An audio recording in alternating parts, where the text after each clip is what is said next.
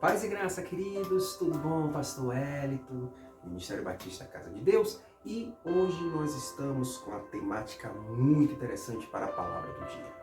E o nosso tema é Jesus transforma, amém? O tema Jesus transforma. Gostaria de pedir a todos vocês para se inscreverem no nosso canal Vamos Discipular, como também no canal Prega e Já, e o canal também na qual tem as minhas canções do CD Minha Fortaleza, PR Wellington Santos, traço o tema. Se inscrevam nesses 3 canais no YouTube, tá bom, queridos? E eu fico muito grato por esse prestígio, tá bom? Que Deus abençoe em nome do Senhor Jesus Cristo. E a palavra de hoje está no livro de 2 Coríntios, capítulo 5, versículo 17, que diz o seguinte: assim que, se alguém está em Cristo, nova criatura é. As coisas velhas já passaram. Eis que tudo se fez novo. 2 Coríntios capítulo 5, versículo 17. E aqui, queridos, é algo muito interessante. Por quê? Porque aqui nessa palavra aqui, que o apóstolo Paulo ele escreve, ele mostra que quando estamos em Cristo, nós não precisamos, complementar nada, porque Cristo já é suficiente. Amém? Mas muito bem. A carta dos Coríntios, a saber, 1 e 2 Coríntios, foram escritas aproximadamente entre os anos 55 e 57 depois de Cristo. A primeira quando estava em Éfeso, no caso que seria a segunda, né? E a segunda, que seria a terceira, na viagem missionária da Macedônia. A primeira carta foi perdida. Paulo havia pregado em Corinto por quase 2 anos. Isso vocês podem ver em Atos no capítulo 18, versículos do 1 ao 8. Organizou uma igreja ali. Então ele organizou ali uma igreja, certo? O apóstolo Paulo, ele organizou a igreja e mais tarde foi para Éfeso, na sua terceira viagem missionária, e recebeu uma correspondência dos membros da igreja de Corinto. De acordo com 1 Coríntios 5,9, ele escreveu uma carta-resposta, mas infelizmente essa carta desapareceu. Paulo recebeu outro relatório dos membros da igreja sobre os problemas da igreja naquele lugar e respondeu escrevendo outra epístola, que seria, que a gente chama de 1 de Coríntios, que ficou conhecida como 1 Coríntios. Logo, 1 Coríntios é a segunda epístola do apóstolo Paulo. Amém? Na época de Paulo, Corinto era a capital da província romana de Acaia, que abrangia a maior parte da Grécia ao sul da Macedônia. Como era um rico centro de comércio, Corinto atraía pessoas de todo o Império Romano, tornando-se uma das cidades mais diversificadas da região. A adoração de ídolos dominava a cultura religiosa da cidade e havia vários templos e santuários por toda a cidade. O povo de Corinto tinha a reputação de serem extremamente imorais. Por exemplo, rituais de prostituição eram supostamente praticados no templo, de Afrodite. Então perceba, que o povo de Corinto ele era um povo extremamente imoral. Amém? Bom, o apóstolo começa com saudações, isso na primeira carta, fazendo um resumo, um contexto do que foram as 2 cartas, até o 2 Coríntios capítulo 5, tá bom? Começa com saudações, fala a respeito da redenção em Cristo, da sabedoria de Deus e do mundo, por exemplo, criação e evolução. Eu gosto de dizer o seguinte, que aqueles que não acreditam na criação e acreditam na evolução são evoteístas. Esses daí precisam se converter. E vou fazer também um estudo sobre criacionismo e evolucionismo, os perigos do evolucionismo e quais as consequências do evolucionismo, que surgiu aí o darwinismo social, o darwinismo científico. Vocês vão saber em breve aí em nossos estudos, tá bom? Fica conosco aí e se inscreve no canal. Nos ajude e nos prestigie, tá bom, queridos? Depois, o apóstolo Paulo aborda sobre a divisão da igreja, diz que evangelistas são cooperadores de Deus. No capítulo 5, Paulo combate a imoralidade sexual, sobre levar o irmão a juízo, né? Isso daí nos capítulos é só um resumo do que é a primeira carta de Coríntios e depois a segunda carta. Analogia ao casamento, né? Faz analogia ao casamento, no sentido da igreja ser fiel a Deus, né? Sobre comer as coisas sacrificadas a ídolos, pode ou não comer coisas sacrificadas aos ídolos. Aí nos capítulos seguintes, ele aborda sobre a ceia do Senhor, os dons espirituais, o amor como o maior de todos os dons, o dom de profecia sendo o mais importante, né? Sobre a ressurreição de Cristo, as testemunhas oculares que ainda estavam vivas, né? Algumas estavam vivas, né? Que viram o Senhor tanto na cruz quanto na ressurreição, né? E indo aos céus, e as saudações finais. Então, esse é o resumo de 1 de Coríntios. A segunda carta, ou melhor, a terceira carta, foi escrita quando o apóstolo estava na terceira viagem missionária, na Macedônia, entre os anos 55 e 57 depois de Cristo, né? Primeira entre 55 e 56, né? E a segunda 55 e 57. Paulo foi informado por Tito de que sua carta enviada anteriormente havia sido bem recebida pelos membros da igreja, né, de Corinto. Entretanto, Paulo ficou sabendo de falsos mestres que corromperam a doutrina de Cristo. Alguns pregadores vindos da região de Jerusalém começaram a ensinar aos membros, né, da igreja que eles precisavam adotar práticas judaicas para poderem ser salvos, o que era contrário aos ensinamentos do apóstolo Paulo. A maior parte da carta aborda os problemas causados por esses falsos mestres. Então, na segunda carta, muitos até abordam, né, os falsos mestres, que Paulo não é uma testemunha ocular de Cristo. E aí vem esse capítulo 5, versículo 17, né, que ele fala que o povo de Corinto é fruto do apostolado dele. Então, aí no capítulo 5, versículo 17, a versão original é What it is in Christos, kaine kitisis ta arcaia, parnaben ison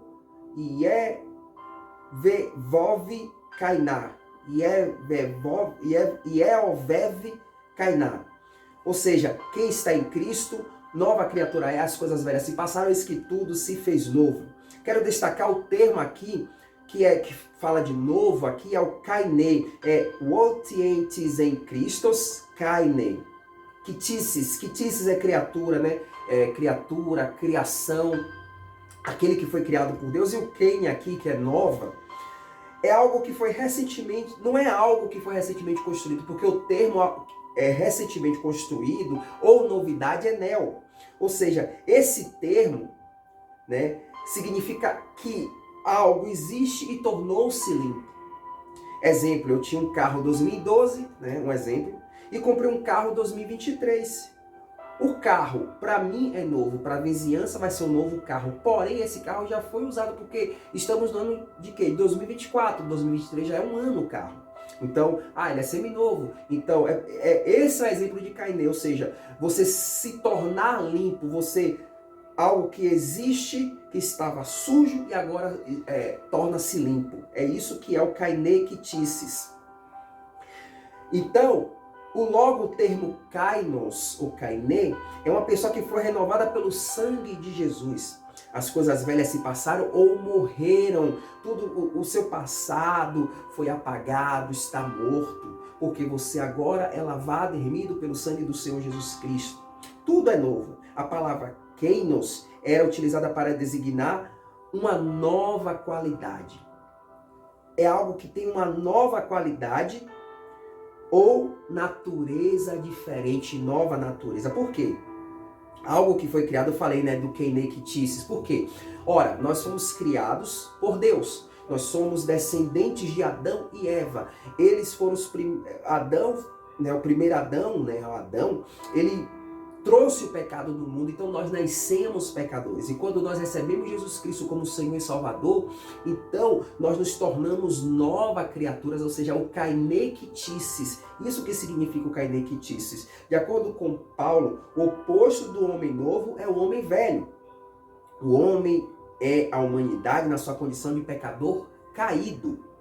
Os seres humanos foram criados à imagem e semelhança de Deus, como está escrito em Gênesis capítulo 1, versículos 26 e 27.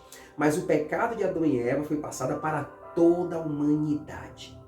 Em Colossenses, no capítulo 3, versículos 9 e 10, Paulo diz que desde que os crentes estão unidos em Cristo, eles estão no processo de despir-se da velha personalidade e revestir-se do novo homem. Despir-se do velho significa pôr hábitos pecaminosos de lado e viver uma vida santa, consagrada a Deus. O próprio termo transformar desse tema é metamorfosear, ou seja, trocar, converter-se, mudar de roupa. Então, kainos aqui é no sentido de qualidade, uma criatura que existe, porém ela era uma descendência caída, era uma criatura caída. E quando ela recebe Jesus Cristo como Senhor e Salvador, ela se torna uma nova criatura. É isso que significa o termo kainê. Logo, a pessoa que recebe a Cristo como Senhor e Salvador não pode viver a mesma vida do passado, não. Ou seja, vive uma vida de vícios, de pornografia, homossexualismo, lesbianismo, adultério, mentira, inveja, orgulho, entre outros. O Espírito Santo convence o homem do pecado, da justiça e do juízo, conforme está escrito. Todavia, digo-vos a verdade, que vos convém que eu vá, porque se eu não for, o Consolador não virá a vós. Mas quando eu for, vô-lo enviarei. E quando ele vier, convencerá o mundo do pecado, o mundo do pecado, da justiça e do juízo. Do pecado porque não crê em mim. Da justiça porque vou para meu Pai e não me vereis mais. E do juízo porque já o príncipe deste mundo está julgado. Isso vocês podem ver em João no capítulo 16, versículos do 7 ao 11. Assim, quando o Espírito Santo habita no coração do ser humano, que recebeu Jesus como Senhor e Salvador, não vive uma vida de pecado, apesar de ser um pecador, porém procura fugir do pecado e confessa ao Senhor quando comete uma falta. Irmãos, quem conhece a Cristo não continua uma vida de pecados, uma vida de pecado, mas procura se santificar, não para ser salvo, não. A gente se santifica não para ser salvo, mas porque Cristo nos salvou, procuramos viver uma vida santa, uma vida que agrade a Deus. Vamos viver esta vida santa e vamos rejeitar qualquer coisa que nos afasta de adorar ao Senhor. Amém, queridos? Pai, muito obrigado por essa palavra do dia de 2 Coríntios capítulo 5, versículo 17, que diz: quem está em Cristo, nova criatura é. As coisas velhas se passaram, eis que tudo se fez novo. Senhor, o Senhor transforma, liberta, cura, salva, Senhor. E nós não podemos, Senhor, conhecer o Senhor e viver a mesma vida. Não, Senhor. Mas nós temos que ter uma vida transformada, metamorfoseada, trocada, convertida. Meu Deus, despir-se do velho homem e ser renovado pelo sangue de Cristo. Aleluia. Toma, Senhor, cada vida nas tuas mãos. Toma cada família. Meu Deus, toma a minha esposa, a minha família, minha parentela, minha igreja nas tuas mãos, Senhor. Toma tudo e todos nas tuas mãos, Senhor, que o Senhor possa abençoá-los, Senhor, em nome do Pai, do Filho e do Espírito Santo, é o que eu te peço e te agradeço pelo perdão dos meus pecados. Que a graça do nosso Senhor Jesus, o amor de Deus Pai e a consolação do doce e maravilhoso Espírito Santo esteja conosco todos, hoje e para todos sempre. Amém, amém e amém. Queridos, não se esqueçam de se inscrever no nosso canal. Vamos discipular esse canal, como também no canal Prega Já e no canal PR Wellington Santos _tema, tá bom, queridos? E repasse esse estudo, repasse para todos os seus contatos, amém? E se você quiser saber sobre os 7, vai estar aí no link o telefone, na descrição, no caso, o telefone do 7, ou aí em qualquer local aí, ou aqui, ou embaixo, não sei. O WhatsApp é 11 94391 73737, Centro de Treinamento Teológico. E vai ter também um link da Web Rádio Batista IBCD para você ouvir os melhores louvores desse mundo, tá bom, queridos? Os melhores louvores que há cristão, sabe, nesse mundo. os melhores cantores, os maiores cantores, aqueles que adoram a Deus. Amém? Por isso que são os melhores louvores do mundo. Tá bom, queridos? Não são louvores seculares, mas cristãos. Louvores que exaltam o nome do Senhor, tá bom? Então vai estar aí também o link da Web Rádio Batista BCD, como também o WhatsApp do SET, Centro de Treinamento Teológico. Nós temos lá os cursos de teologia, bibliologia, teologia do Antigo Testamento, Novo Testamento, grego bíblico, hebraico bíblico e tudo feito no conforto da sua casa, tá bom, queridos? Que Deus abençoe a todos. Tchau, tchau, em nome de Jesus. Tchau, tchau.